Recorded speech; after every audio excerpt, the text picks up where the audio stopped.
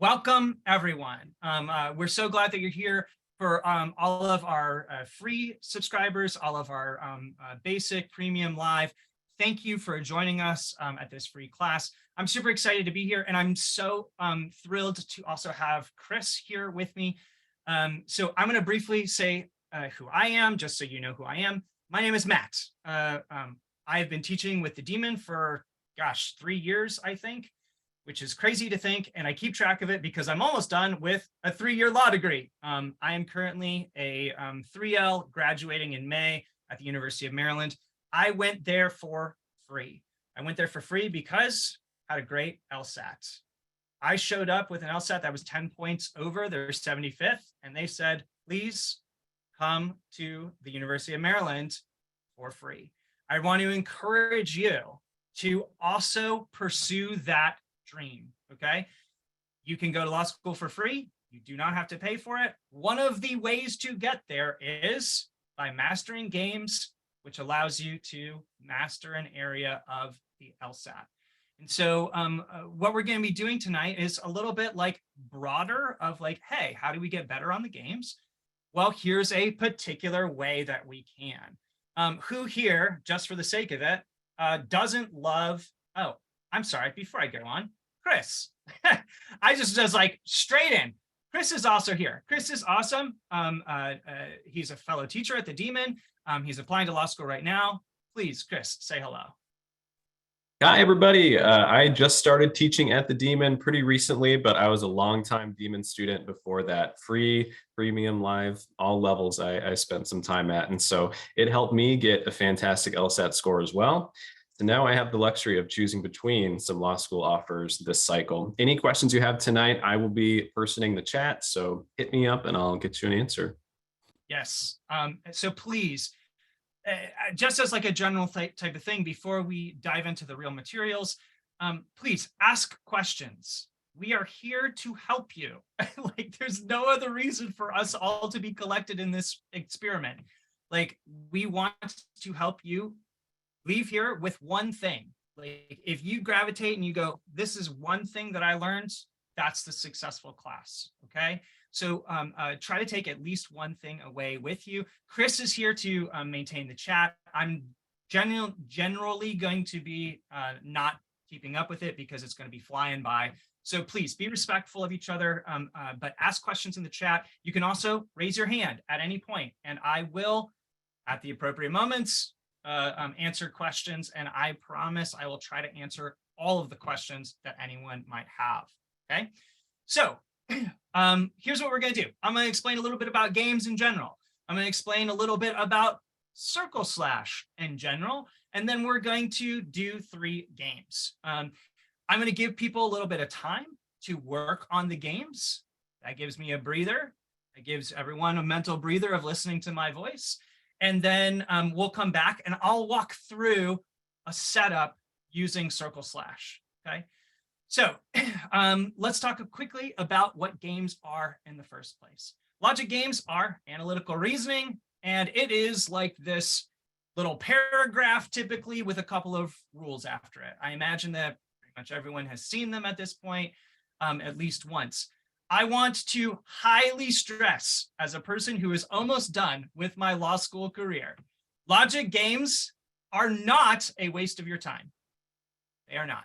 They look exactly like statutes. They look exactly like rules, like the model rules of professional ethics, like the federal rules of evidence, like the federal rules of civil procedure.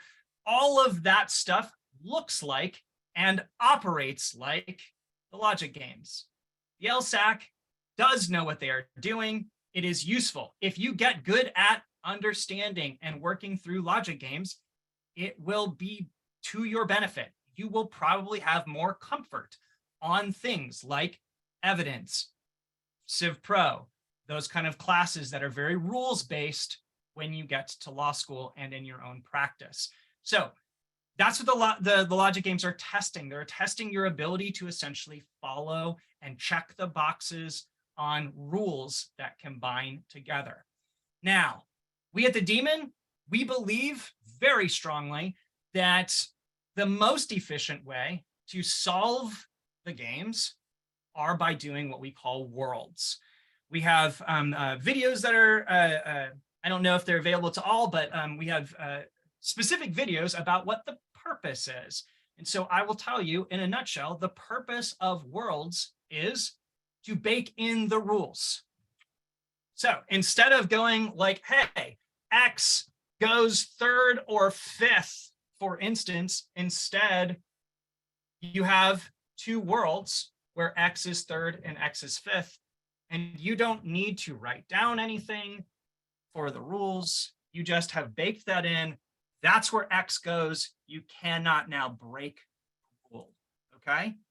That's the purpose of worlds, is to bake it in. So what is CircleSlash? Well, CircleSlash is a sort of particular format or a particular technique. There's nothing correct about it versus other ways to do it. It's not the correct way to do anything. You don't have to make worlds at all. We just argue that worlds are the most efficient way. When I was studying pretty consistently, I was doing entire sections of the logic games in about 20 minutes, knowing that I got every single question correct. I just don't see how that's possible without doing worlds, okay? And so we argue, I think with substantial evidence, that worlds are the most efficient way. Who here, just by raise of hands or thumbs up emoji or whatever, has ever encountered an in-out game and was like, oh, I don't like this? Yes, okay. I can only see so many people, but like, I know in-out games, like I was like, man, what's going on with this? I have to take some people, I don't. So I want to dispel some myths or some urban legends maybe of what in-out games are. There's nothing particularly special about them.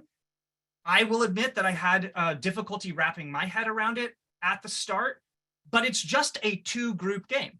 That's it. There's Group A and Group B. If you do a game with some degree of comfort where it's like, hey, I'm going to put people in car A and the other people are going to go in car B, that's just an in-out game in disguise, or a two-group game in reality. In-out games are the exact same. They are Group A and Group B. I just happen to be taking Group A with me, okay? So I just wanted to kind of like set the landscape for what that is. So what is CircleSlash? CircleSlash is a visual way to represent that, and it's kind of like a light switch. It goes on, goes off, etc. And so if I have some rules about some variables, I got 5 variables, A, B, C, D, and E. Okay, what if I have a rule that says, if I take A, I must take B, right? That's a pretty typical rule. Like if X goes, Y must also go. Sufficient and necessary, right? All CircleSlash is going to do for you is visualize that. I either have A or I don't, right? I'm taking them or I don't. 2 options. There's no middle third option. The rule applies where the rule applies. If I have A, I must have B. Down here, do I know anything about B? No. So B could go still or not, right? And so all we're doing is circling the people we take and slashing the people that are out. It's a formatting thing. That is all this is. If you're used to doing things more traditionally like this, where it's like, hey, I got A, or I don't have A, where I have A, I have B. All this is a formatting thing. It's no different for the data that it represents, okay? So just kind of continuing this down, if I have A, I have B. If I have B now, I have to have C. That's another rule that I could introduce. And just for the clarity of it, I don't have A, right? I either have it or I don't forevermore. I do have B or I don't, right? A is not controlling B anymore. I have the opportunity to take it or not. Where I have B, I must take C. Once again, Maybe I have C, maybe I don't. And you could go down this all the way, right? A and B are out. I either have C or I don't.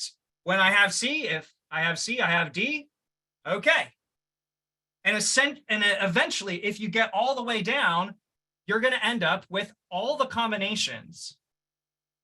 I have D or I don't, right?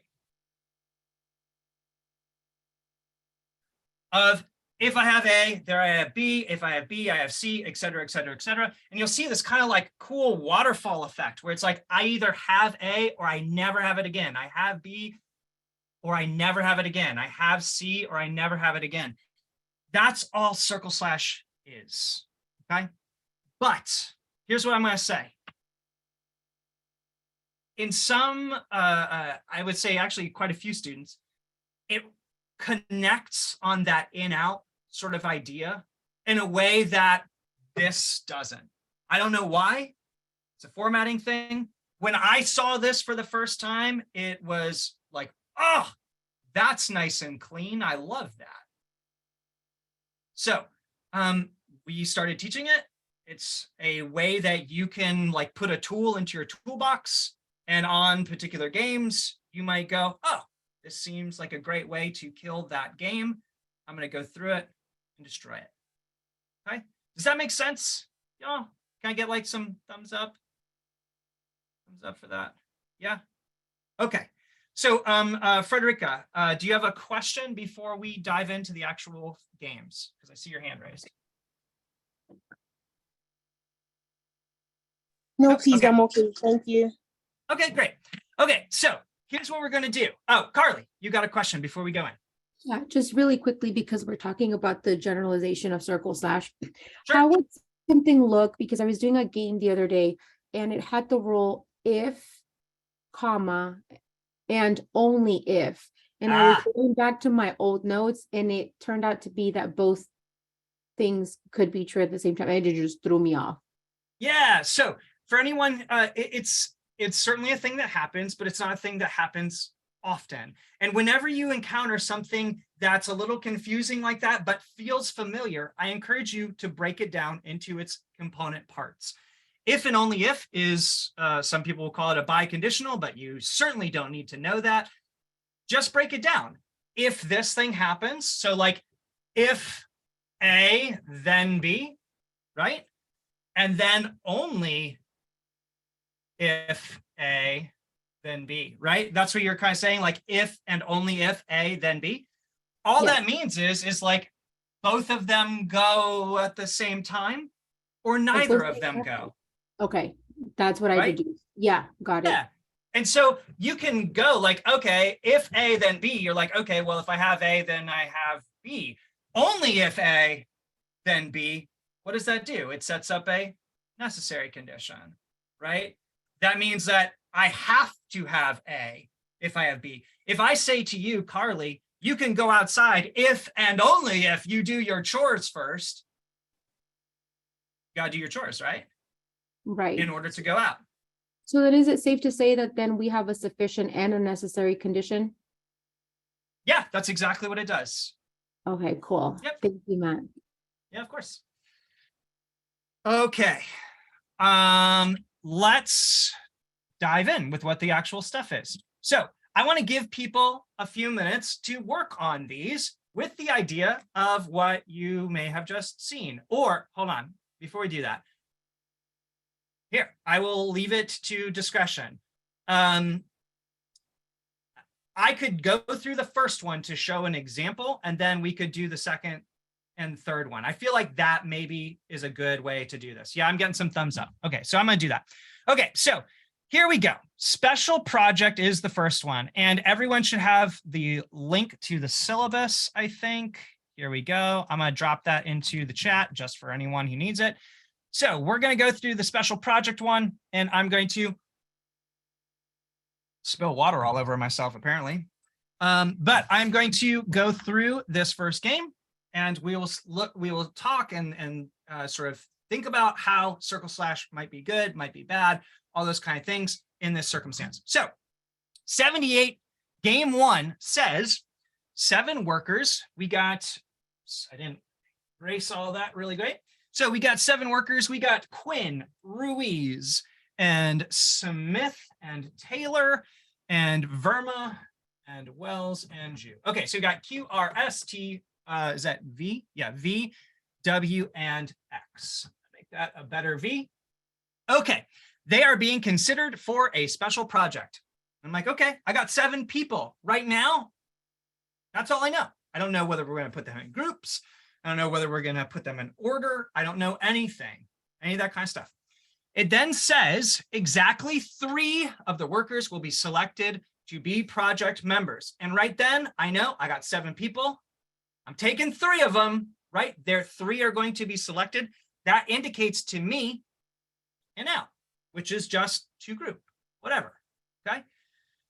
I'm going to take 3 of them. Exactly 3 of the workers will be selected to be project members, and exactly 1 of these project members will be the project leader. Okay, so I not only have to figure out the 3 people that are going, I figure out the special one amongst them. It then says the selection is subject to the following constraints. Q or R can be a project member only if leading the project. What does that only if do? It makes it necessary. So if they're in, they got to be the leader, right? You can go outside only if you do your chores first. Okay, I got to do my chores. I got to check that box before I go outside. Okay. It then says if Smith is a project member, Taylor must also be. That's just like the if A, then B rule, right? Then it says if Wells is a project member, neither Ruiz nor Verma can be. Okay. And so I got to take 3 people. One of them has to be the leader. I've looked at these rules and I'm like, what's kind of the biggest jerk here? Who's the biggest jerk amongst these rules, or who's the biggest jerk amongst these variables? If anyone's ever gotten married themselves or been to a wedding of family, the way that I always sort of give this idea of what rule to start with is think about a wedding that your family was involved with. Who did on like the seating chart, who got sat first? Well, you took like Aunt Pat, who's, you know, maybe a staunch Republican, and Uncle Charlie, who's a devout Democrat, like Bernie Sanders Democrat, and you separate them, right? They can't be at the same table. You got to sit them first because they don't go together well, right? Maybe they do. Maybe they love each other. Love-hate relationship, right? Love to hate them.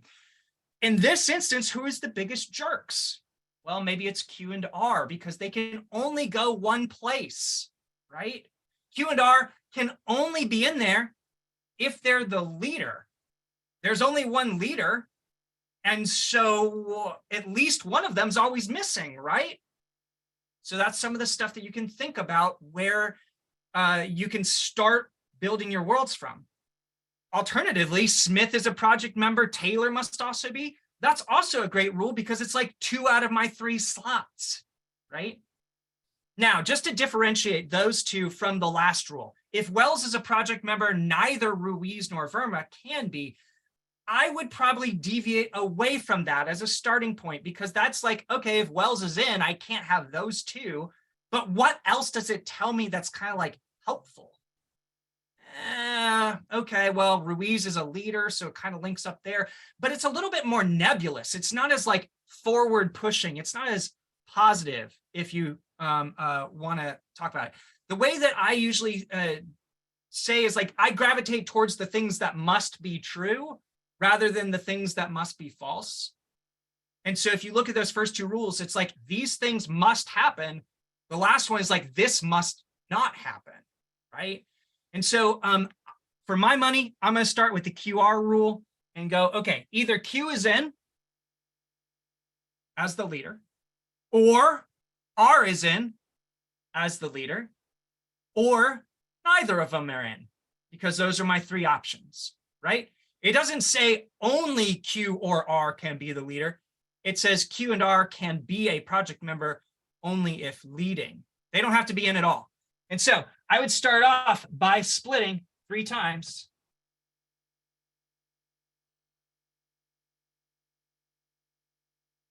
either Q is in or R is in or neither. And just to say that, like, hey, oops, drop my pen. R is slashed, Q is slashed, both of them are slashed, right?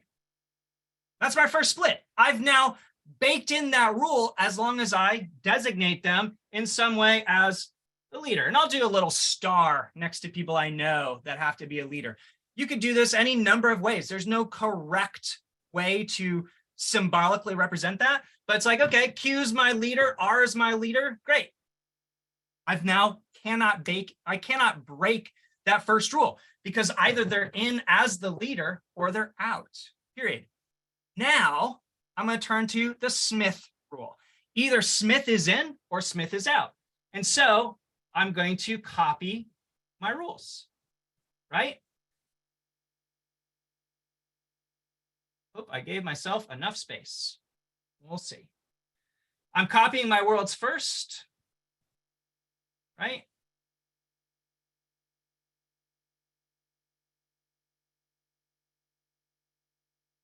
I'm copying all of them because Smith can be in or out in any one of those. There's no rule preventing her or forcing her to go in or forcing them to go out. And so I have the opportunity for Smith to be in or Smith to be out, Smith to be in, Smith to be out, Smith to be in, Smith to be out, right?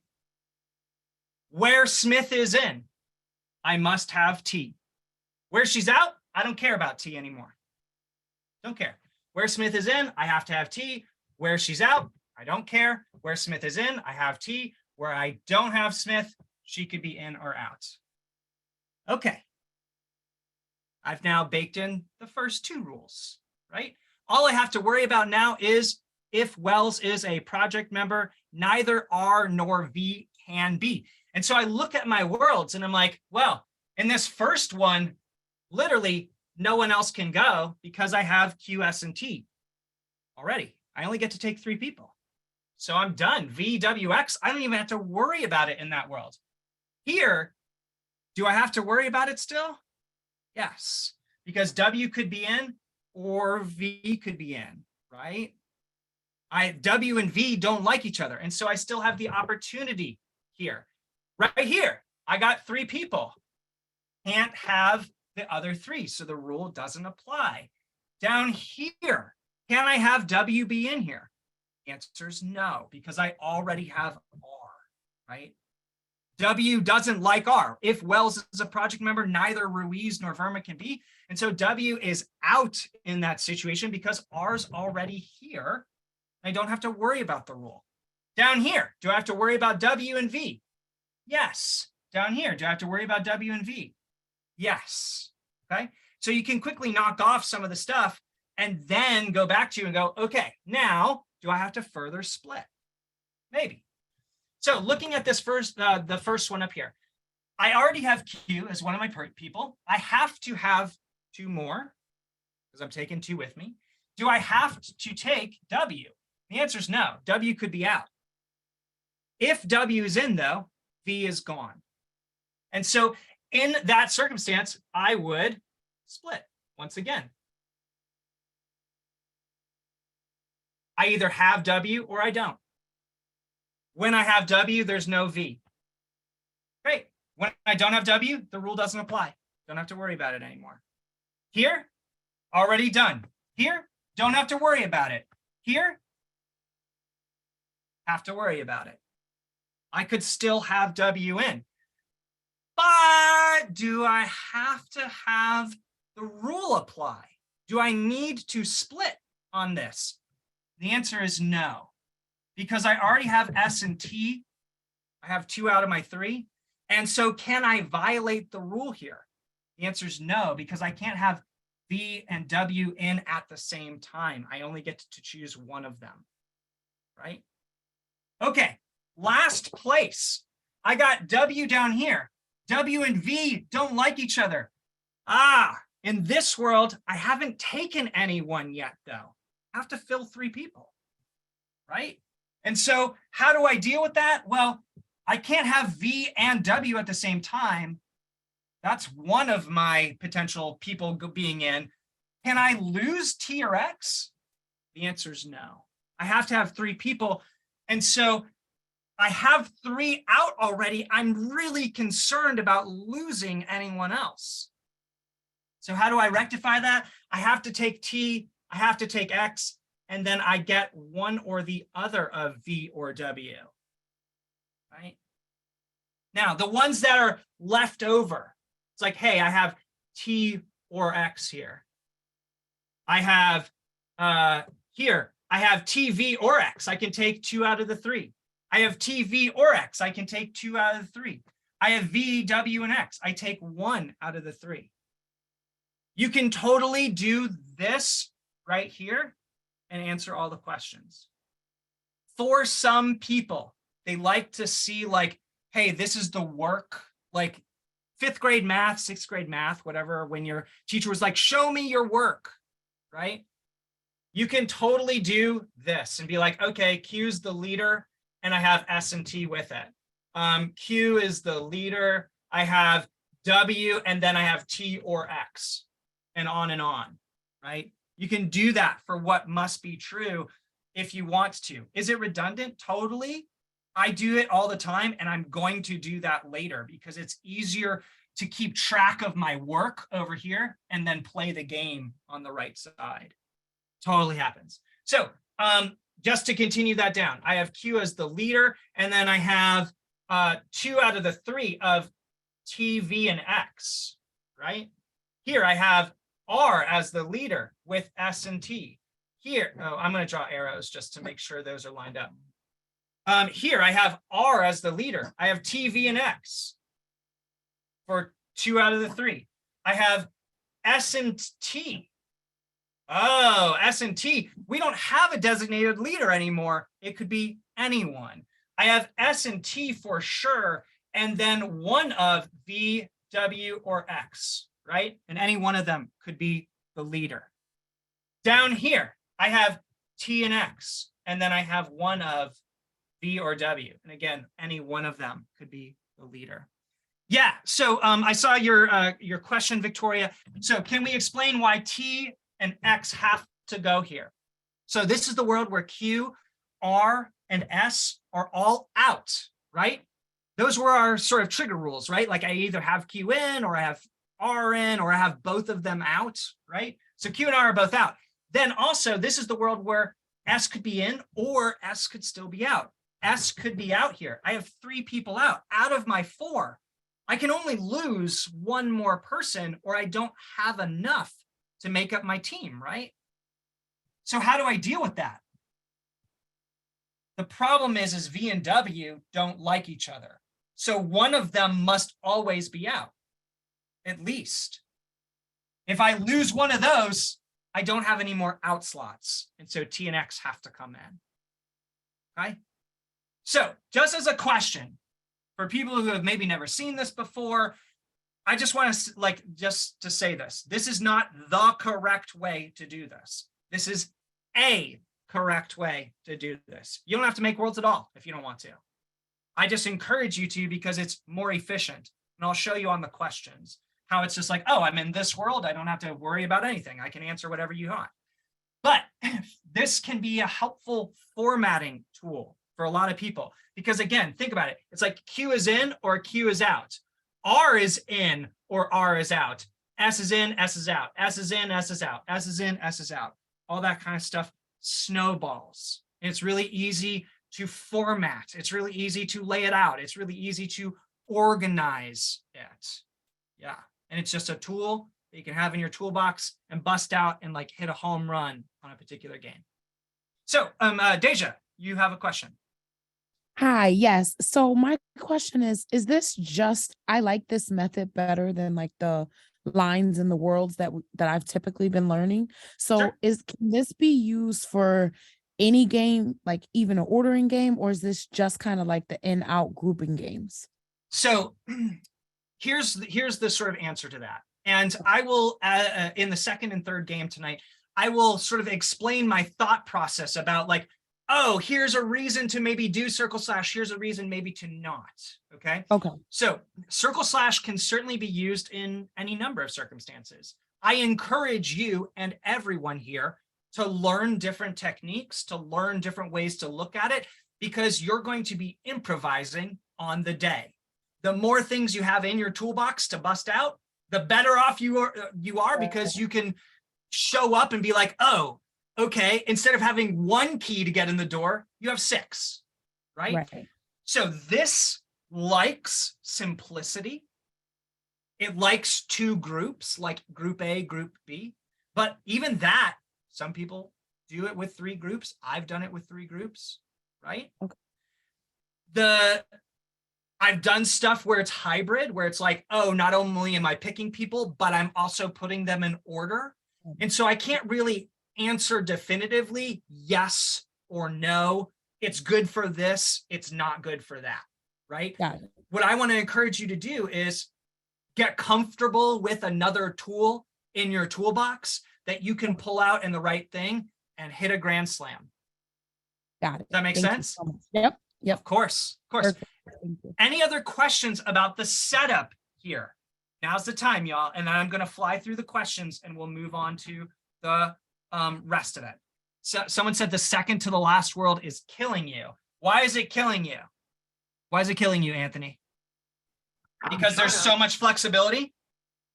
Well, I was wondering if we violating the rule, why are we not just checking one of them to have all 3 already in? So I can only have one of V, W, or X, and so I can't violate the rule. Because if Wells is a project member, Verma is going to be automatically out because I don't have any room. Does that answer your question? Thank you. Yeah? You broke up. Did that answer your question? Thank you. Yeah? Okay. So just for the sake of it, like, I just want to say, take your time, right? That's about like how you get better at the LSAT. That's how you get better at the games. It's like taking your time with the world building, and then you're going to answer the questions like that. So someone said, do you mind going over the situations for VWX one more time? So I think you're talking about this one. And in this particular world, I already have Q and R out. I have S in because that's just like I split based on S being in or S being out in the QR out world, right? S is in, therefore T is in. I've filled 2 out of my 3 slots. I only get 1 more. So I have V, W, and X left to fill that 1 slot. I cannot break the 3rd rule because I cannot have 2 more people in at the same time. And so I don't have to worry about the V and W rule anymore. So I can take any one of them. That's fine. But I don't have to take any one of them. Okay? Any particular one. I must take one, but I don't have to take a particular one. Alexia, you got a question? Hi, yes. Can y'all hear me? Yeah, I can hear you. Okay, yeah, I just had a question. So I'm familiar with like the world term, but this is it's still very new to me. Okay. And I had typed it in the chat, but so as you were like, writing out all of the different worlds, basically all of the letters in different rows, like at first I counted 6, but then there ended up being a 7th. So is that like a 7th world because you have 7 of the letters? That's how I'm thinking about it. Yeah, it's not about how many variables there are. It's about how I needed to split it based on the rules and what the rules were dictating to me. And so just to kind of go through it, I have Q in or R, and that means R's out, right? That's kind of like the first rule. I have Q in, R out, Q in, R out. That's all the same world as far as Q is concerned. Right. Then I have R in and Q out. That's my R in world. And then I have both of them out. And so there's 3 options for that first rule. Q's in, R's out, R's in, Q's out, or both are out. Then I had the option of S being in or out in each of those instances. where Q is in and S is in or S is out, where R is in and S is in or S is out, where both of them are out and S is in or S is out. And so I've split based on that rule because I still have the option. There's nothing making S be in or out. And so I say, okay, I'm going to split it and I'm going to bake in the rule. Then I had to deal with that last rule. If Wells is a project member, neither Ruiz nor Verma can be. And so where does that actually apply? Well, up here, I have all 3 slots filled, so the other variables go away. Okay. Here, I still have the opportunity to have Wells or not, and so I split again because it affects people. I only have one person in. I could potentially take W and V at the same time if there wasn't that rule. And so I split based on Wells being in or Wells being out. And that's where you got that 7th world. Okay. That Down makes here, R, S, and T filled. So everyone's out. R, and then I can't have W because R's already in. It kicks W out. So I don't have to worry about that rule. Down here, again, I have S and T. I only got one more slot. It's going to be V, W, or X. Don't have to worry about the rule. Last but not least, we didn't have to split on this one because I have to take one of them and I have to lose one of them because of the other circumstances. Is that helpful to walk through like that? Yeah, I was like, oh my God, I don't know what just happened. But It's totally fine. Yeah. The first time I saw Worlds was from Nathan Fox in like 2019 and my brain exploded. Yeah. And I was like, I don't know how to do that yet, but I'm going to get there. Yeah. And I worked on it. I forced myself to work on it. And it took a little bit of time, but it was the path to perfection because you're solving the system. Yeah. It's a lot cleaner too. I was used to writing charts and just, it's horrible. But I think this is going to work better for me. Great. Awesome. Thank you. Awesome. Okay, so Lungiswa, and then I will go through the questions. Thank you, Matt. My course. question is really quick.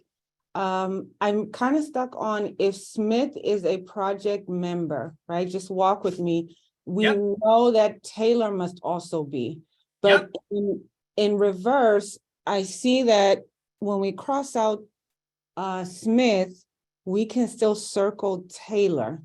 Yes, that is correct. Taylor can be by themselves without Smith. That is correct. Okay. Yes. I got it. I'm going to give you an example. Without revealing your actual like city location, Lungiswa, where do you live in a state? Like what state do you live in or what province or whatever? Michigan. Michigan. Okay. If you are in Detroit, you are in Michigan, right? Right. If you are not in Detroit, are you automatically not in Michigan? No, that's false. You still are.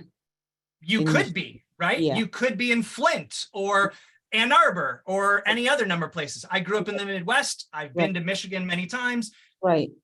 And so a lot of times people mistake rules. If I'm in Los Angeles, I must be in California. And then they're like, well, I'm not in Los Angeles, so I can't be in California. Okay, and that actually, you can be in San Diego or San Francisco. Okay, I got it. Thank you. If you have S, must have T. Yeah. If you don't have S, T could be in or out. Yeah, got it. Okay, got it. You just learned sufficient and necessary. Thank you. Get that click. Who else benefited from that brief divergence? Raise your hands. Yes. Like that clicked for me when Nathan was like, if you're in LA, you're in California. If you're not in LA, okay, San Francisco, right? Totally. You all know this. Don't translate it into nonsense just because other people speak about it in that way. Okay, so just to show the example, I'm going to go through the questions real quick. Question 1 says, which one of the following is an acceptable selection for the project? I just did all this beautiful work. I'm going back to the rules. I'm going back to the rules because the rules are very clear. I can eliminate stuff based on the rules and get down to one viable answer. And then I'm going to find it in my worlds and make sure that my worlds are good. Okay, so Quinn or Ruiz can be a project member only if leading. And so where are Quinn or Ruiz in when they're not a leader? I see Quinn in B, and he's not the leader. And otherwise, I don't see Q or R in as like non-leaders.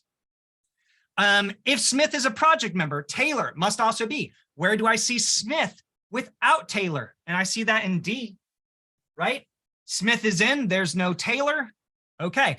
Otherwise, in C, Smith is in, Taylor's there. Doesn't violate the rule. If Wells is a project member, neither R nor V can be. A, I have R and W at the same time. That violates the rule. In the last one, I have Wells and Verma. That also violates the rule. And so I get C. C, I have Verma, Smith, and Taylor. What world am I in? Well, I'm not in any of the Q leader rules or the R leader rules. I have to be down here because it's Verma as my leader. Which world could I be in? Either one of them for Verma being the leader, but then it's the Smith-Taylor. And so I have to be in this particular world right here. Verma, any one of these people can be the leader with Smith and Taylor. That's fine. So C is literally in this world. I'm going to put a little check mark, smiley face right there. Just gives me peace of mind. Now, having found that in my worlds, I'm feeling really, really confident. I'm going to go to the rest of the questions. Question 2 says, if Taylor is the project leader, and I stop right there and I'm like, where is that possible? Well, again, if Taylor's the project leader, I can't be in any of the Q or R worlds. I have to be down here where Q and R are out. So Taylor being the leader could be in either one of these. And Wells is a project member. Wells could be in either one of them as well, right? It says then the third project member must be. Well, in this situation, if Wells is in and Taylor, it would have to be S. If Wells is in, it would have to be with Taylor, it would have to be S. Down here, if Wells is in with T, it would have to be X. And so it's either S or X. And that's answer D. Right? Period. There is no other option. That is the answer. Okay?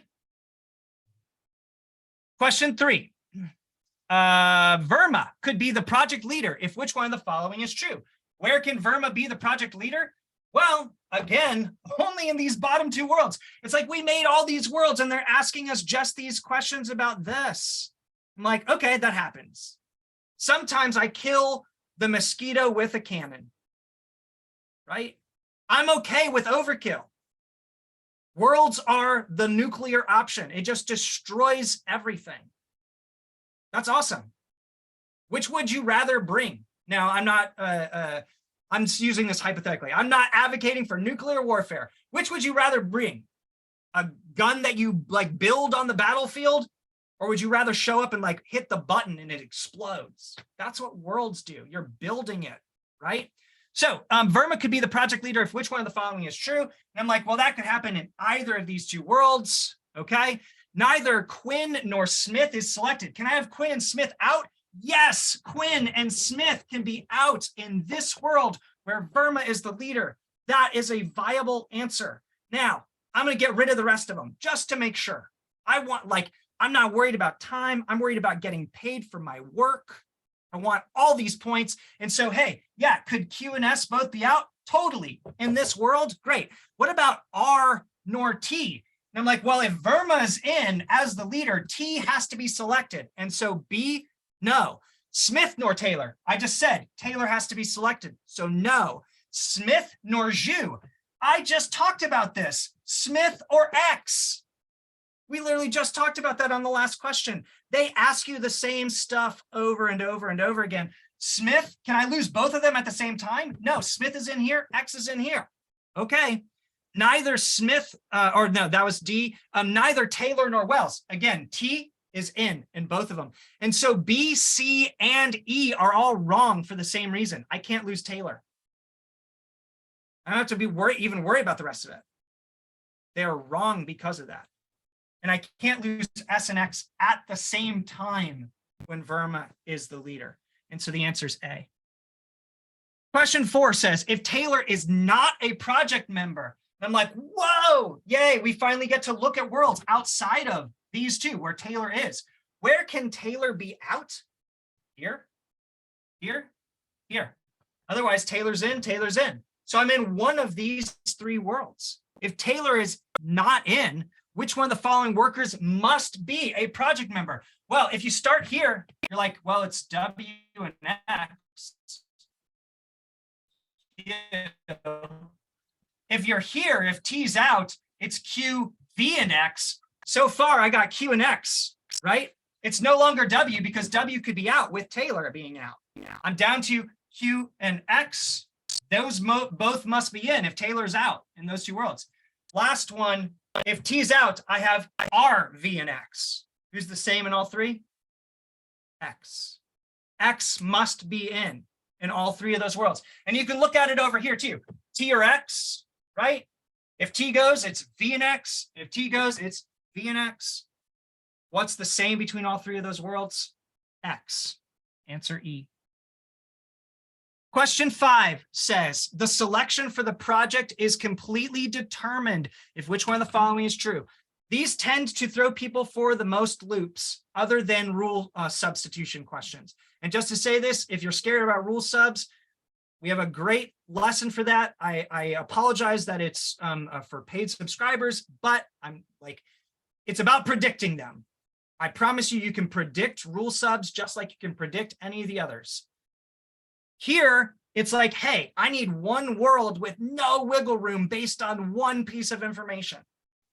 There's a gun to my head, and I'm like, hey, Q, R, and S are out. What do I know? T and X must be in. Do I know fully selection? No, because it still could be V or W, right? There's still options there. So what one gets me down to one thing with no wiggle room? That's what I'm looking for. So what happens if I have Q and S out at the same time? And I'm like, okay, well, Q's in, so none of those worlds. S is in here. Q and S being out. I know R is in this world, but I don't know who the other people are. It could be a bunch of different combinations there. So is that fully determined even in one world? No, that's not the right answer. Looking at B, neither Q nor T is in. And I'm like, oh, interesting. Q being in, we can't do that. T being in, T being in, we're down to one world. If Q is out and T is out, do I know who everyone is? Yes, it's R, V, and X. This is the answer. If Q and T are both out at the same time, it must be R, V, and X. Otherwise, T is in or Q is in. I'm down to one world. That's a good start for these types of questions. Does it tell me exactly who else goes? Yes, R, V, X, period. So B is our answer. But just for the sake of it, Q and X both being out. Well, Q is out, X is out. I have 3 people. Oh, is this fully determined? No, because I could also have Q and X out here, and this is a different world. Q and X doesn't get me to fully determined. There's more than one option. Neither R nor W. Well, R is out, W's out. I don't even know who goes for the bonus people. Not fully determined. R nor V. I'm like, okay, R's out, V's out. I don't even know if it's T or X. Not fully determined. That is how you crush it. Okay. Now, I took a while to walk through this. I'm walking through it as I'm speaking. The point of all this is if you do this, you're baking in all the rules, and then you're answering the questions like that. And like, this isn't a humble brag. This is like me just working. This entire game would probably take me about 3 minutes. You can get to that. I am not a wizard. Brendan, you got a question. I had more of a process question. Does the Sure. actual digital LSAT allow you to take away answer choices while you're going through? Yes, sir. Okay, that was worrying me because I'm Yep. taking the test in April. I'm like, do I have to memorize which ones are out? But No. it seems you can. No, I just did it up here because it's easier for me to visually represent getting rid of the list question that way. I don't know why, it's just a habit that I do. But yes, you can absolutely, there's like a little X box and you can click it and the answer collapses and gets grayed out. You can uncollapse it as well if you need to circle back for whatever reason. Great, thank you. Yep. Any other thoughts or questions? Yes, Madison. I don't know if there's like this thing where they say that you should answer the if questions first. Yes. Do you do that? Even though I haven't ever seen this world thing, but I think it's gonna help lots. But even with, Yes. if you use a world, would you do the if one? Yes. And I was going to explain that on the next game, but I was like, I don't want to throw too many things at people at one time. And so if you allow me to, I will defer that question to the next game when I'm going through the questions. Is that cool? Yep, thank you. Because I have a whole spiel. Thank goodness. I don't want to throw too many things at people at once. Carly, you got a question, and then Yeah, we'll move on. For question 5, I Yep. know we used the third to last rule. I just want to make sure I process this right. Q and R, I'm sorry. What does it say? Q and T are out, right? Yep. Q and T are out. And so it's like, what world am I in that circumstance? Well, Right. Q and T are both in, Q's in, so none of those. T's in, T's in, T's in. I'm only in one world, right? And if I take Q and T out, I only have V and X left. Right, because S has to go out, right? Because when I have S, I have to have T. And so Q and T are out, therefore I have to have S out. Well, yes, but S is already out. Okay, got it. Got Yeah. it. That's the part where I Yeah. was tripping up. Okay, thanks. Yeah, absolutely. Okay. Cool. So practice what you preach. Here we go. I'm going to drop the link into the chat. I'm going to give everybody, 10-ish minutes. It's 6:57. That's the link for the next game. Try what you just learned. The game's a little bit harder, but it's a little bit different, all that kind of stuff. Give it the college try, y'all. It's not about getting to any of the questions. It's about trying this. That's what we're here for. And then I'll walk through the game when we come back. So it's 6:57. I'll see everybody in about 10 minutes. Good luck. Make worlds. That's the key. Welcome back. And so someone in the chat said, hey, they were struggling with the amount of worlds that they made. And so I want to briefly, before we do this particular game, I want to point out what my mantra is for making worlds and splitting them. So first off, I think about what must be true. And so going back to the original, it was like, hey, it must be true that I either have A or I don't, right? That was true. It must be true that I either take A or I don't. It must be true that X goes third or fifth. Do I see benefit from splitting on that? Is the question that I follow up with. And that kind of sets up the dominoes. Do I see a relationship with other variables? And so here, where it's like A must, if A goes, B must go, these worlds are different. And so there's a benefit to splitting that. If I have no more rules, I wouldn't split whether it's like B or C or both or neither, because it's like whatever I choose there, it doesn't matter. There's no rules left to deal with if it's just the situation of like A means B. Again, if it's X third or fifth, that must be true. What if I have another rule that says A must go first or last? I would absolutely split based off of X, because in this world, it pigeonholes the A. It domino affects it. Here, A could still go either place, and so maybe it doesn't affect anyone else, and I don't care. I wouldn't necessarily split just because there's options. So guiding mantras for me that I just wanted to share. What must be true? Access to go third or fifth. Do I see benefit from splitting? Yes, in this world, it forces someone to go a particular place. And here it's different. I would split based off of that. Okay, so maybe that will help some people to not split as much or to be more purposeful with their splits, whatever it is. Now, just to nip the sort of thing in the bud, there's no correct amount of worlds. That's not asking yourself the right question.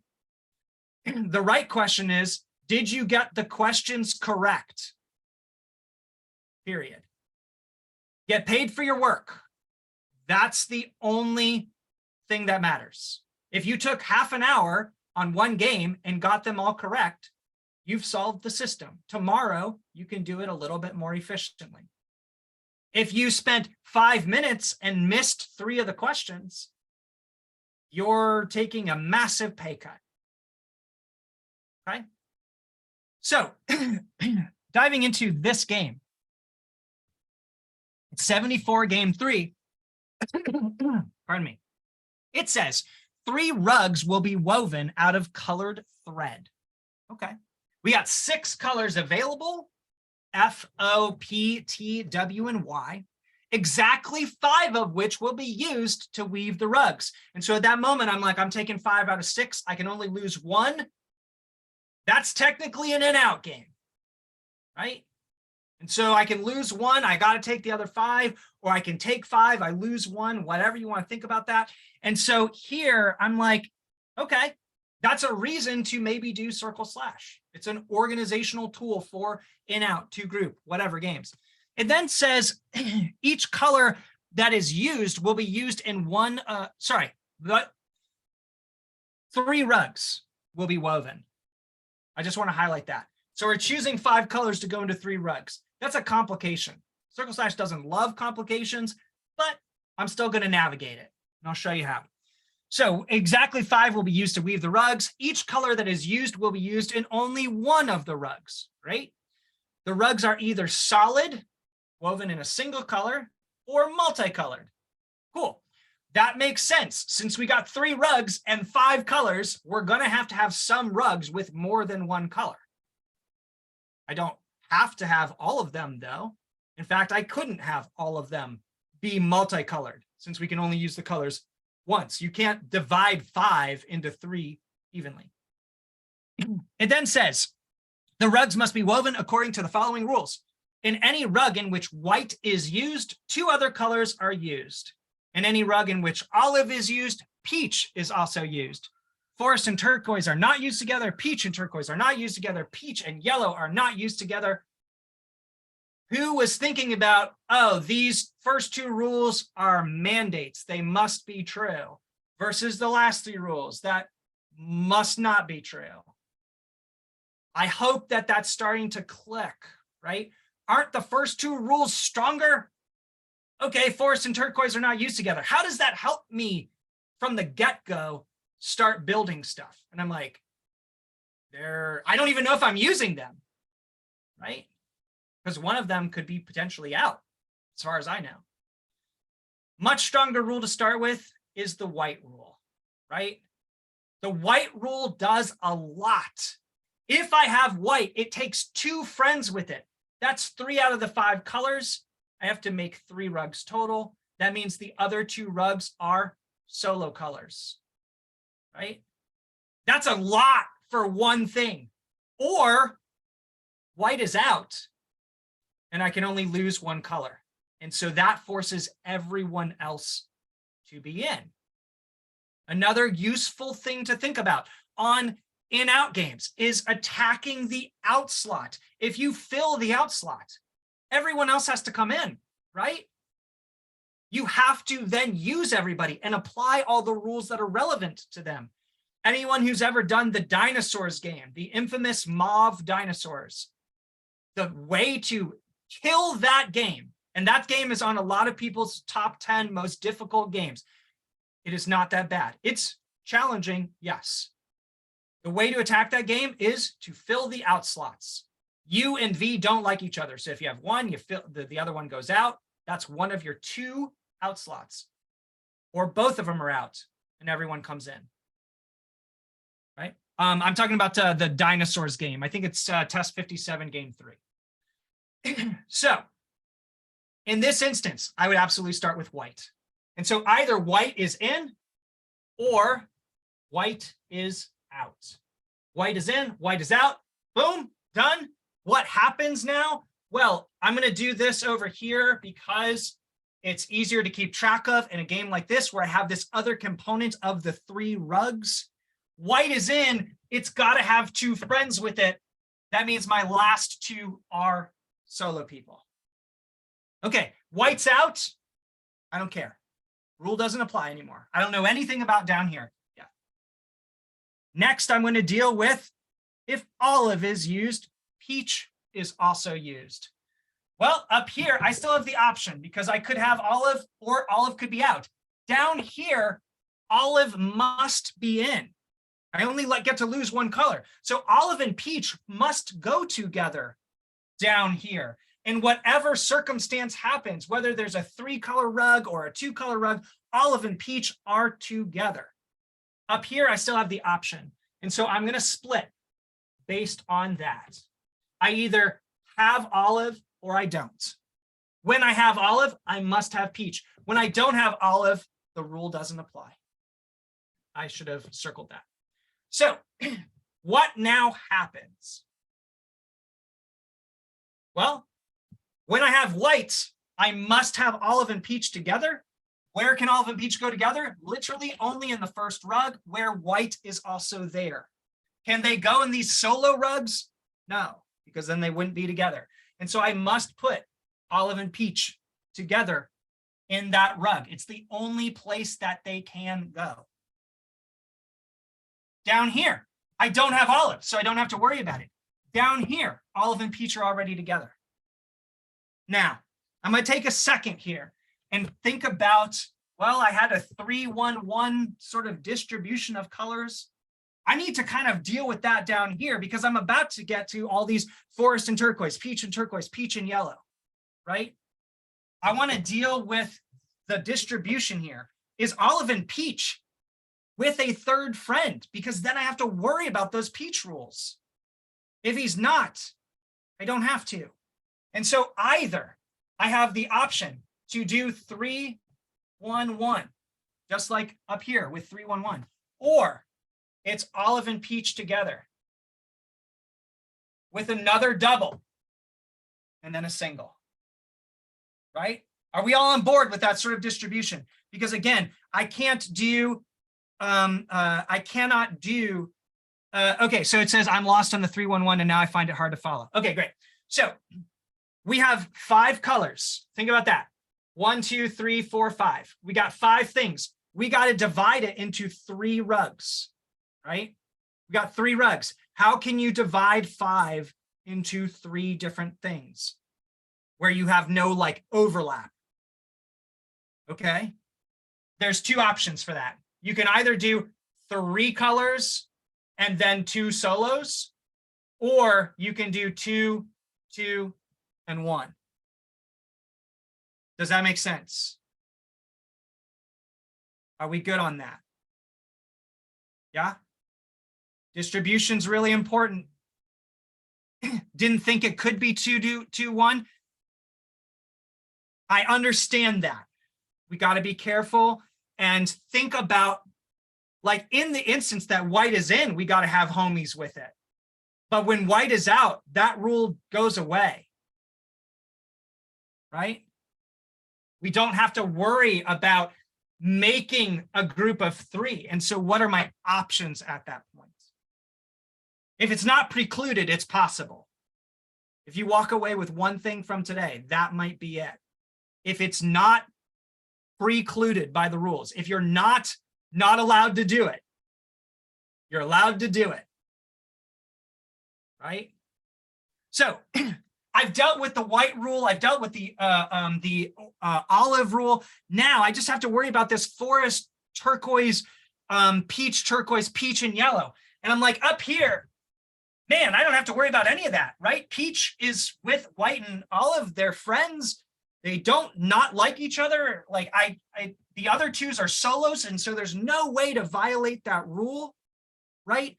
And so the people that I have left, forest, turquoise, yellow, I'm just going to take 2 out of the 3 as solos. It doesn't matter which 2 out of the 3. And this goes back to that second question I posed earlier. Do I see benefit, right? Do I see benefit of splitting there? And I'm like, it doesn't matter who I choose because it doesn't implicate any rules. Nadashia said, how do we get olive here? We have to take 5 colors and we're not taking white. We can only lose one of them. And so olive, peach, forest, turquoise, yellow, all of them actually have to be in that world. Just like here, I must have forest, peach, turquoise, and yellow because olive is my only person that's out. I only get to lose one, right?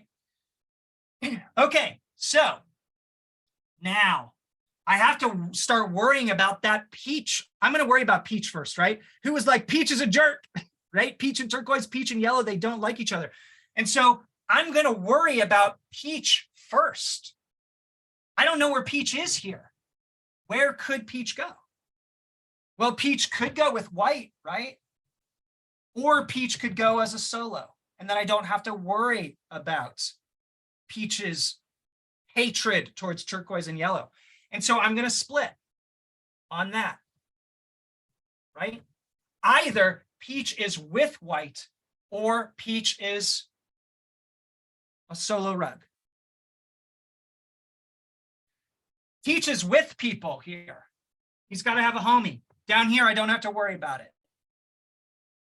So in this world, peach doesn't like turquoise. It doesn't like yellow. So where do turquoise and yellow have to go? Since they are both in, olive is the one who's out here. Turquoise and yellow can't go with peach. They have to go by themselves.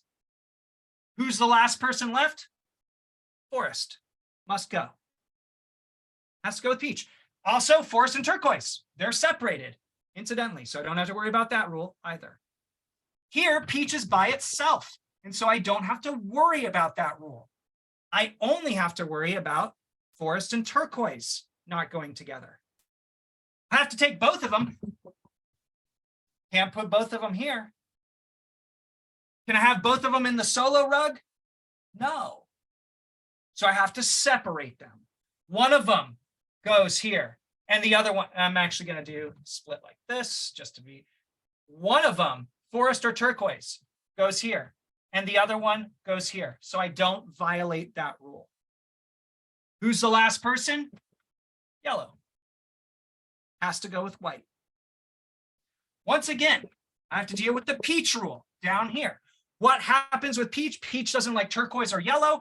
We just did that in the second world. That means turquoise and yellow get thrown out of the party. Who's left? Forest, because forest likes peach. Down here, we don't have to worry about the peach rule. So we only have to worry about forest and turquoise going together. That means they can't both go here, but one of them's got to, and the other one's got to be outside the party. It doesn't matter which one it is, but they're going with yellow. And so we end up with 5 worlds here with everything baked in. Now, if you made more worlds than that, totally fine. Make more worlds.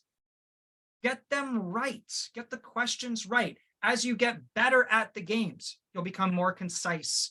You'll realize that it doesn't matter about splitting on the F or T because you can keep that small mental gymnastics in your head. Questions or thoughts on this setup before I blast through the questions? Does it make sense? CircleSlashy type stuff, it helps me organize. That's why I use it. It's not the end all be all. I did other stuff. That's fine. Megan, you got a question? Yeah, hi. I did it in 3 worlds by just doing more like toddling, like of the, sure. Is that okay? Like if you can get it concise like that? I got all the questions right, so is that? If you got the questions right and you're not missing any possibilities and you did it in less worlds, because for instance, maybe you didn't split this and maybe you didn't split these two. Okay, fine. Okay. That's totally fine. For me, I like a little bit of mental gymnastics, but I don't like a lot. I would rather have less expenditure on the questions because I can divide and conquer that way. I can bake all the stuff in, take like an extra 30 seconds on the setup, and then I'm going to save myself 2 minutes on the questions. And so from my perspective, I tend to err on splitting a little bit more. If you split less and got the questions right, you solved the game. All right, thanks. Yeah. Any other questions about this setup?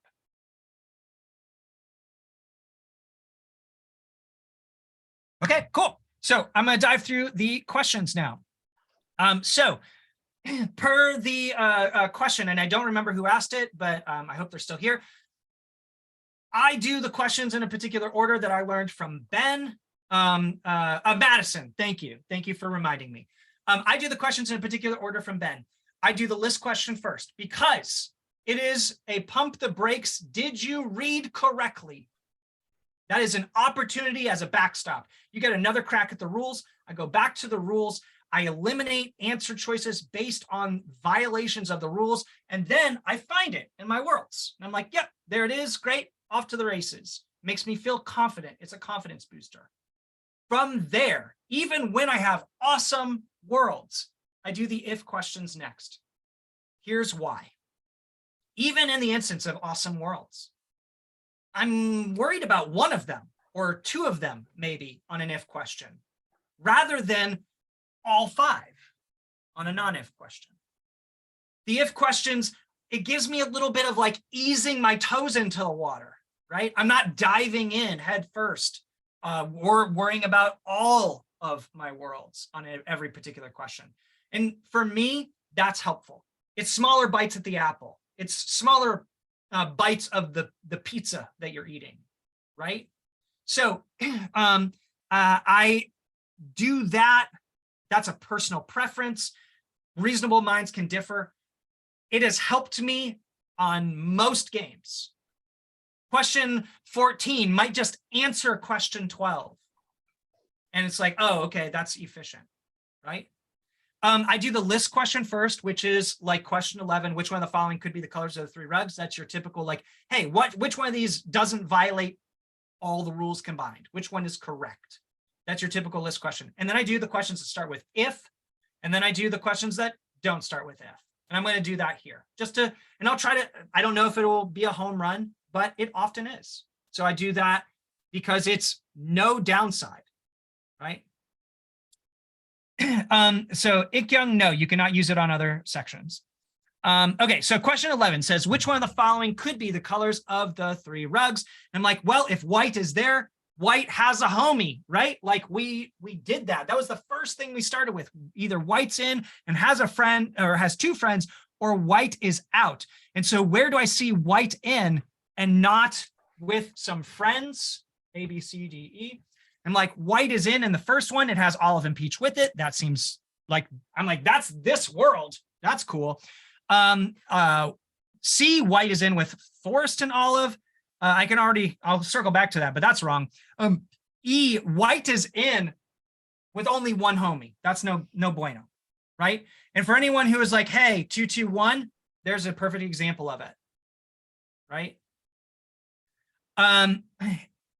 In any rug in which olive is used, peach is also used. So I remember C had olive, white, and forest. I know C is out, but I'm going to check A, B, and D as well. A is in, it has olive and peach together. B, olive and peach are together. D, olive and peach are together, so they're fine. Great. So I'm now down to A, B, and D. Peach and turquoise, peach and yellow. Do I see violations of that? In A, peaches with olive and white. That's fine. In B, peaches with yellow. Peach and yellow don't like each other. Great, they're out. Peach and turquoise. I don't see that in D, so that's okay. It's olive and peach. Great. I'm now down to A and D, and all I have left is forest and turquoise. A, forest and turquoise are separated. In D, forest and turquoise are together, and so I have A. Where is A? First world. WOP. Turquoise forest could be my 2 others. Totally fine. A, off to the races on the rest of the questions. Looking for the if questions first. Question 13. It says, if one of the rugs is solid peach. I'm like, what worlds am I in? I'm like, peaches with friends, peaches with friends, peaches solid. Interesting. Peaches with friends, peaches with friends. The only place peach can be by itself is here. What do you want to know? Which one of the following must be true? Does one of the rugs have to be solid forest? No, it could be forest, could be with white and yellow. So no. One of the rugs is solid turquoise. Turquoise could be with white or yellow. One of the rugs is solid yellow. Yellow must be with white. Forest and white are used together. Nope, it could be white and turquoise. They keep asking the same thing over and over again. White and yellow are used together, however, must be true. Answer E. Question 14 says, if there are exactly 2 solid colored rugs, so what world am I in, or worlds am I in? Well, I got 2 solid colored rugs, 2 solid colored rugs, 2 solid colored rugs, 2 solid colored rugs. I don't have to worry about one of them. That's not super awesome. I got 4 possibilities with 2 solid colored rugs. Okay, then the colors of those 2 rugs cannot be. Can I have forest and peach? And I'm like, yep, forest and peach. Peach, forest, totally fine to have those as the 2. Can I have forest and yellow? In my first world, I can choose forest and yellow. They can slot in. Can I have peach and turquoise? Peach and turquoise, back to this world. I only have to show it once. It can be true, that's not the answer. What about peach and yellow? Peach. Yellow is with white. That cannot be the answer. That cannot be true. So that is the answer because it cannot be true. And pardon my tongue tie. Turquoise and yellow. Can I have turquoise and yellow? Yep, first world, turquoise and yellow. I can also do it here. I can also do it here. Turquoise and yellow can absolutely be the 2 solid colored rugs. Question 14 is D. Question 15 says, if forest and peach are used together, I'm like, okay, forest and peach being used together. Where does that happen? Olive and peach are together. Olive and peach are together. Olive and peach together. Where are forest and peach together? Second world, fourth world. Only got to worry about those 2. Which one of the following could be true? There's exactly 1 solid colored rugs. Nope, there's 2 in both. White is not used. Is white out in this world? Yes. White could be out. That's the answer. Yellow is not used in any of the rugs. Nope, yellow is in, yellow is in. In fact, they are a solo rug in that instance. Turquoise and white are used together. No, turquoise and white are not used together in this thing because peach doesn't like turquoise. Turquoise and yellow are used together. No, turquoise and yellow are the solo rugs in both those worlds. And so the answer is B. Question 16 says, if one of the rugs is solid yellow, like what worlds am I in? Oh, solid yellow could be here, could be here, could be here. That's it, because yellow is with a friend here. Yellow is with a friend here. So I'm in the first, second, or fourth world. Okay. What any of the following could be true, except there is exactly 1 solid colored rug. No, I have to have 2 in this one. I have to have 2 in this one. I have to have 2 in this one. The only 1 solid colored rug down here. A is the answer. Could be true, except can't be in this world. Yellow, like when yellow is by itself, I have to be in a 2 solid colored rug things. Do one of the rugs have to be solid forest? No. Forest could be out in this one, or forest could be with friends in these 2. Turquoise is not used in any of the rugs. Turquoise could be in, turquoise must be in, turquoise must be in. So could be true, except no. D says forest and olive are used together in a rug. Olive and peach are used together, no forest with them. Could be true, except could forest and olive be used together? For olive and peach, no. Olive is out here, and I missed forest and olive are used together. If one of the rugs is solid yellow, what am I doing? Forest and olive are used together in a rug. Yeah, could be true. Yeah, could be true right there.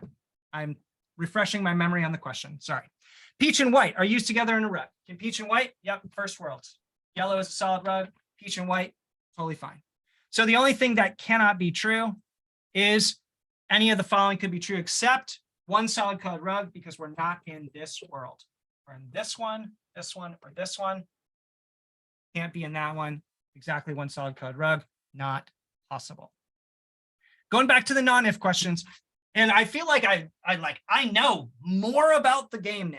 It sucks that there's only one non-if question, but I would like when there's 2 or 3, it's even more beneficial, right? But I don't change my strategy based on the questions. I always just do the if questions first. That's just my game. So question 12 says, which one of the following must be true? There are no multicolored rugs in which forest is used. I'm like, nope, I got a multicolored rug, forest is used. Must be true. Forest could also be solo or even out, right? So there's like nothing that must be true about forest. There are no multicolored rugs in which turquoise is used. Turquoise could be in a multicolored rug right here. Turquoise could also be in a multicolored rug right here. So once again, that is not a must be true, that it's not in those things. What about peach is used in one of the rugs? Yes, peach is in, peach is in, peach is in, peach is in, peach is in. You can look over here, peach is in. Now, this is a mini side tangent. If you leave here, again, with one thing, maybe this will be helpful. In a situation where you have a certain amount of slots, and we'll say, I'll do it with 2. And you have olive, peach, and we'll say forest. There we go. We just got the olive peach rule. We got to fill 2 slots with 3 people. Just the olive peach situation, right? That's the only rule that we have. Can I ever not have peach? The answer is no. If I lose peach, I would also lose olive, right? That rule tracks, and it tracks across all of the logic games, that if you have one more variable and you have a necessary condition, one more variable than slots, that's very important. One more variable than slots, and you have a necessary condition, the necessary condition is going to go. If I have 3 slots and 4 things, and I still have the olive peach rule, can't lose peach because then I lose olive as well. I don't have enough people. If I have 5 slots or 5 people and 4 slots, peach got to go. And so here, where we have 6 things and olive requires peach, can we lose peach ever? No. Who just had a click? Yeah. Super useful. That is something that is tested, especially on more complex games. It happens a lot. So I wanted to divert mid-question. It's a useful thing. You do like the mental exercise of that once, and you're like, oh shit, okay, now I see it, right? Okay, so peach is used in one of the rugs. Yes, that must be true. Must be true always. Turquoise is used in one of the rugs. Nope, turquoise could be out in the first world. Yellow is used in one of the rugs. Yellow could be out in the first world, and that's the game. Questions or thoughts about this game?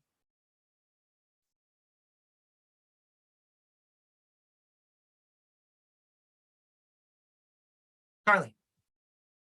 Yeah, I just want to confirm that in the second rule, in any rug in which O is used, peach is also used. Yep. That means that if I create a world where I cannot not have peach because I'm always going to have peach and O. Yep. All together, right? Because so hold on. If I have olive, I must have peach. Right. Because I have to take 5 out of the 6, right. I cannot lose peach because then I would also lose olive, and then I don't have enough colors. Okay, and if we forget about the whole having to have 5, if I just read that rule, having peach doesn't necessarily mean that I have to have O. That is correct. Okay. That's correct. In fact, we have olive out in this world, but we still have peach. Okay, got it. Thank you. Yep, absolutely. Okay, last game, and I'm gonna have to fly through the last one, and I apologize for that. But here we go. There you go. And again, I'll give everybody about 8 minutes, 9 minutes, this one. So it's 7:39. See you in a few. So here we go. We got test 65, game 3, and we're taking it up even a little bit more of a notch. Totally fine though, okay? It says the organizer of a luncheon will select exactly 5 to be served from among the exactly 8. In that moment, I'm like, I'm taking 5, I'm leaving 3 out, group A, group B, whatever, that's an out, right? I'm taking 5 out of the 8. Now I'm looking for reasons to not potentially do it. Maybe it's actually about putting things in order. And so that makes some sense to do more traditionally or whatever.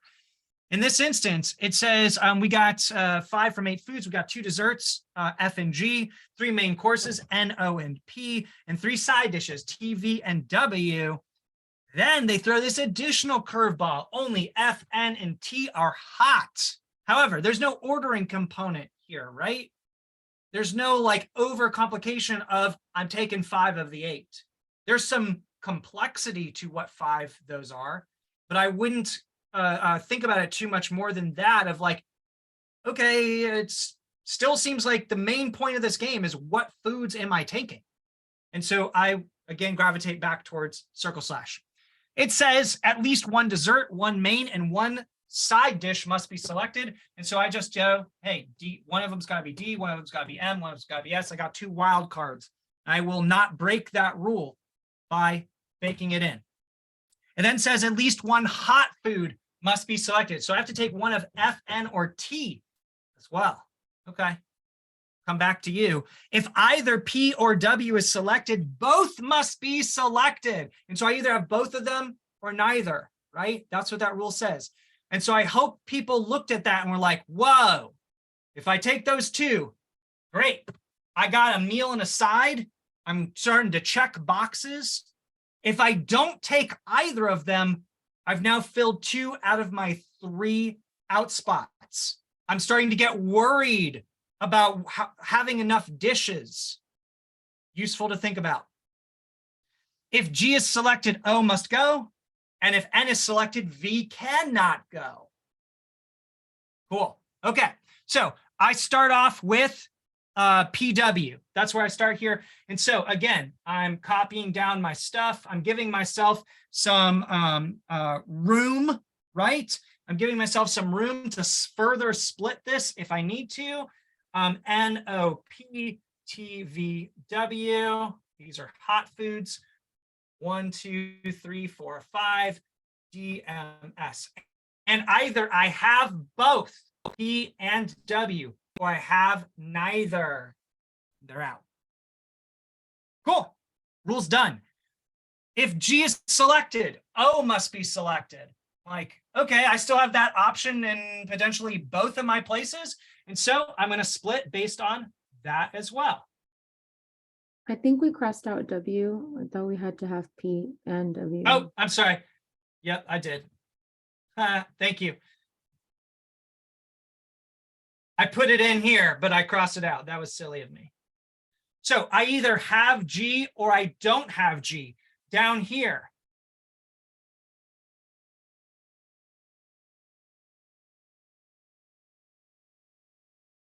where I don't have P and W,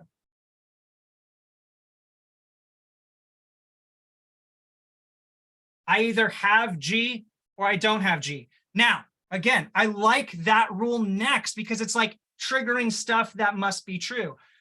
When I have G, I must have O, right? I'm like, G goes, O goes. Okay, so that's a dessert and now a meal. Or G doesn't go, and I'm starting to get a little worried, right? DMS. G is out. Interestingly enough, we're going to come back to this. If I don't have G, what do I have to have? I have to take F, right? Because I have to have at least 1 dessert. There's only 2 options. And so again, there's another reason to go to that GO rule next. I either have G and therefore I have O, right? I got a dessert and a main, or I don't have G. And I've now filled the out slots, which means that everyone else has to potentially go in this world, which may or may not break that world. That's okay. I'm totally fine with making a world and then killing it some steps later. Totally fine. Okay, so now I'm thinking about the other stuff that's going on here. I'm like, circling back to this world, I have to take a dessert. So I have to take F, which is a hot food. I'm keeping that in mind. I'm keeping that hot food thing in mind. Same thing down here, F hot.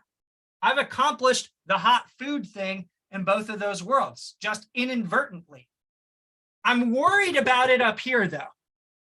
I haven't taken hot food and I only have one left, one slot left. And so I have to take one of F, N, or T as my last slot. Does it matter who it is? No. One of them is going to be my hot food and then I'm done. And so V just gets kicked out. I don't have to worry about the NV rule here, right? Okay, what about this world? Do I have to worry about the NV rule? And the answer is yes, because I could still have both of them in at the same time, potentially. Since I'm done with this world, I'm actually going to split it up because I gave myself a little bit of room that I don't need, and that's fine. NOP, TH, V, I have P, I have W. Once again, 1, 2, 3, 4, 5. Oh, didn't give myself a lot of room. Pardon me. Pardon me for my small writing. This is where G is out. And I either have N or I don't have N, right? Again, I have F, hot food. I've accomplished my hot food situation.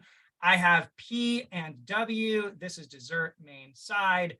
I either have N and then I don't have V, or I don't have N and I don't have to worry about the rule anymore, right? I've baked it in. Like I can't have both of them at the same time, right? These out here. What do I have left in this world? O and T. Does it matter which one I take? No, it does not matter which one I take. And so O or T can go. And once again, I have another hot food in this one as a meal. Here, I can't break I can't break the rules anymore, right? Like I have a hot food, I have a dinner, a main, a side. I have eliminated N. I've dealt with the PW. What do I have left? I have O, T, and V. I have to take 2 out of the 3. So I would just put O, T, V there. And I'm going to take 2 out of the 3. Doesn't matter which 2 out of the 3 I take. Down here, I've dealt with the G rule. Do I have to deal with the NV rule still? The answer is yes. So in this world, I still have to worry about what side I'm taking. And I'm like, I'm down a side side dish. I'm down a side already. And so I'm especially concerned about that NV situation, right? And so once again, I'm going to split. I got G. I got O. I don't got P. I don't have W. 1, 2, 3, 4, 5. This is my PW situation being out, right? And I either have N or I don't, right? And so again, GO, DMS. I either have N or I don't. When I have N, I lose V, and that's my last out slot. I have to take everyone now. Everyone else has to go in because like I can't get around that. How else will I get to 5, right? I also have to take T by the virtue of I have to take a side somewhere, right? So T is my hot food, right? I also, I forgot to put N here. N is a meal, right? N's also a hot, and F, because I have to fill it. And so I got F as well. And I got 3 hot foods in that one. Super great. Same thing happens here. Again, I lost P, I lost W, and now I lost N. Well, who do I have left? I have to take the 3 remaining people. I have to take T. I got a hot food. Great. I have to take V as a side dish. And I have to take F as well. Another hot food as a dessert. Right? This world, it's going to die. And that's okay. I'm okay with killing worlds. I've already filled my out group. And so I technically have to take, well, I already took F. I have to take N and O. N is a main, O is a main. I have to take T and V, right? And that violates the NV rule. So this world dies. Totally fine with that. Okay, so just to walk through really quickly what we did here. Started with P and W are both in. That's my top sort of worlds. It fills a lot of the situation coming in. And then P and W being out. That fills a lot of my out group. Remember, I can only lose 3 people. PW going in is great because I'm filling 2 out of the 5, but PW going out is even better because I'm filling 2 of the 3 outs. From there, I split on whether G was in or G is out. G is in or G is out. When G is in, it brings O in. When G is out, I don't worry about the rule anymore. And then I worried about the hot food situation. I worried about the NV don't like each other situation. And we can bake it in to, it looks like 1, 2, 3, 4, 5 worlds, 1 dead one, off to the races. Questions or thoughts about this one? We feel good about this setup. I know it's a little bit more complex. I'm turning up the volume, right? That feels like how the sections go. The games get a little bit progressively harder as well. How do we feel about this one? Thoughts, questions? Hungry. Yeah, I'm hungry too. I'm about to go make some pasta for my wife. It'd be great. Got some gnocchis in the fridge. Yeah, someone just came off the mute. What's Yeah, up? sorry, Matt, it's Oh, Carly. So it's really, totally fine, Carly. just a general question. For the Yep. whole concept of worlds, I think Yep. something I'm doing wrong, so I want to clarify it, make sure I'm on the right track, is we create these worlds, and let's say I have rules A, B, and C, and I create worlds off of A, right? Yep. But I still have rules B and C, and I see that I can split world A, right? Based on rule B. Just based on whatever the context of the rule is, right? Like, or Okay. yes, sure. But my question is, where I get thrown off is I bake in rule B and C in that world if it's allowed. Yeah. Right. In fact, you Because- must. You Right? must bake Okay. it in. So just to say this, say like I have rule A, and that gives me 2 options, Right. right? I Yeah. now then have to apply rule B to those worlds, and I might not split this one because there's only one option for where B goes for whatever reason. But over here, I got 2 options. Right. I've now applied A and B, and I have 3 total worlds that encompass both of them. And then Okay. I have rule C. That one divides this into 2, and C stays the same here because there's only one option. That would mean it stays the same here. That's not a good example. I'll split it like further, 2 more, right? And so I end up with 6 total worlds based on like A splitting it twice, B splitting it into 3 options, C splitting it into whatever. Okay. And so the baked rules carry over onto the next world, that the split world, That's correct. if it's allowed. Okay.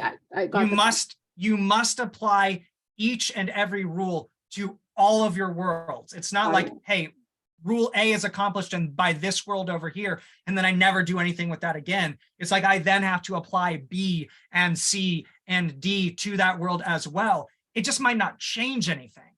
I Right. might not have to split based on that, but I still have to apply it. They carry over. Okay. Got it. Thank you. Yep, absolutely. Okay. Any other questions or thoughts? Okay, I'm going to stick around a little bit after this game for sure to answer questions that people might have. So please, like if you got questions that are outside of this game, feel free to stick around. I'm going to blast through these questions real quick, and we'll be off to the races. So question 12 says, which one of the following is a list of foods that could be the foods selected? A, B, C, D, E. Great. It's like typical list question. If P or W are selected, both of them have to be selected. And so I'm looking for where one of them is in, but the other isn't. That gets rid of D because I only have P. If G is selected, O must be selected. So where do I see G but not O? That gets rid of C. If N is in, V cannot be in. So where do I see both of them? That gets rid of A. Last but not least, and this is a little bit tricky, it's like I have to have one of the hot foods, B or E. I'm like, I have to have one of F, N, or T. If I don't have any of them, that's going to get rid of an answer. And so in B, I have F, and so I'm not worried about it. E, I don't have F, I don't have N, I don't have T. That gets rid of E. My answer is B. Where is B? Well, it's my PW is in world. That's my top half. It's in one of those three, right? I have F, but not G. So I'm in one of these two now. Do I have N? The answer is no. So I'm in this particular world. What must my world be? It must be F, P, W, which it is. And then it's any of the two of O, T, and V. And I have O and T. So I'm in this world. Off to the races on the rest of the questions, looking for the if questions first. It says, question 14, if O is the only main course selected, and I'm like, O is the only main course. And like, this is where this kind of stuff can be really helpful. It's like, I have O and P. I have N, O, and P potentially. O and P, N and O. O being the only person, this world. It's easier to see it sometimes from this perspective, right? I've slashed both of those things. So the only world I can be in is here. It says, which one of the following cannot be selected? P, W, and N. W is the only answer, E. Question 15 says, if F is not selected, and I'm like, well, F is selected in all these places. The only place I could possibly be is this top world. It says, which one of the following could be true? P is the only main course selected. No, I have O as well. T is the only side dish selected. And I'm like, nope, I got W as a side dish as well. Exactly two hot foods. No, this is the world where it's like I was pigeonholed to choosing exactly one of the hot foods. D says exactly three main courses. Could I get to three mains? P, O, and I could take N as my final one, which means I could get two. It could be true that I get exactly three main courses. Could I get three side dishes? And I'm like, no, because V is for sure out. I only have three to choose from. Question 16 says, sorry, just to be clear, question 15 is D. Question 16 says, if T and V are the only side dishes selected, I'm like, V is out, V is out. Could have both of them. V is out. Could have both of them. So I'm in one of these two worlds, my third or my fifth world. Which one of the following is a pair of foods, each of which must be selected? Whoa, okay. I'm like, who has to be in if I have both T and V? Interesting. Which one of the following is a pair of foods, each of which must be selected? Do I have to have F? Oh, no. So I'm not in this world. I apologize. W is also in. I reread the question. It's T and V are the only sides. So W is in, W is in, W is in. The only place I can possibly be is here. I apologize. Almost jumped the shark there. F and G. Do I have to have F and G? Yes, I have to have F and G in both of these. F, G has to be in. Great. Do I have to have F and N? No, N is out. Do I have to have F and P? No, P is out. Do I have to have N and O? No, N is out. Do I have to have O and P? P is out. So I have to only have F and G for that question. The answer is A. I almost screwed up because I'm trying to go fast because it's late. W is in all these, so these worlds don't apply. I have to be down here where it's only T and V, only one world possible for that. And so the answer there is A. Going back to the non-if questions, it says question 13 now. Which one of the following is a pair of foods of which the organizer of the luncheon must select at least one. And like, this is an area where I'm like, oh my gosh, I'm thankful that I've looked at some of these worlds now. I feel more familiar with the game. Can I lose both F and T at the same time? Yes, in this first world. I don't have to select at least one of them. I could lose both of them and take N. That was an if question where N was in, and we had 3 dinners. Who just saw the value of if questions first? I'm just pointing it out because I wanted to make sure that we circled back to that, right? We talked about that. It's helpful that I did that other question first. It's now made this question easier for me by eliminating an answer choice. That's why I do the if questions first, even when I have rockstar worlds. Okay. So I can lose both F and T at the same time. So that's not the answer. What about G and O? Do I have to have one of those, or can I lose both of them? I'm like, well, G's out here. I could also lose O. G's out here. I could also lose O. Totally fine to lose both of them. Can I lose N and T at the same time? Oh shit, I'm in the same world. N and T. I take F as my hot food. Great. N and T both leave. Can I ever lose O and P at the same time? Well, P being out is only down here and O is in both of them. So I cannot lose both of them at the same time. I either have P, I might also have O, that's fine, or I have O. I cannot lose both of them at the same time. That's what this question is asking for. And so I must take at least one of O and P always. D is our answer. What about V and W? Can I lose both of them at the same time? Well, W, right? W's in, so I wouldn't be in any of these worlds. Can I lose V and W at the same time? Yes. We split on that, right? V's either in or V is out. So answer E is totally fine. So I think that's it. Yep, that's it. Cool. CircleSlash. Is it the answer? No. Is it a very strong answer? Yes. I hope that you learned one thing from tonight. I hope that you enjoyed the free class. Please like, subscribe, all that fun stuff. We do free classes, I think every 2 weeks. Nathan is usually the one. I was guest teaching this tonight because CircleSlash is kind of like, I'm the apostle. I'm spreading the good news in my live classes. And so people have asked about it. And so we wanted to share that with the greater world from this context of worlds are the answer. CircleSlash can be an answer in that fight. Okay. Get to perfect games. Go to law school for free. Those things can happen in order. I strongly encourage you, stick around, ask questions, use the ask button. I hope to see you in classes.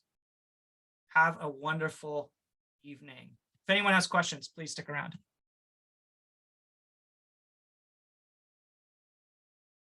If I can stop the recording, that would be awesome.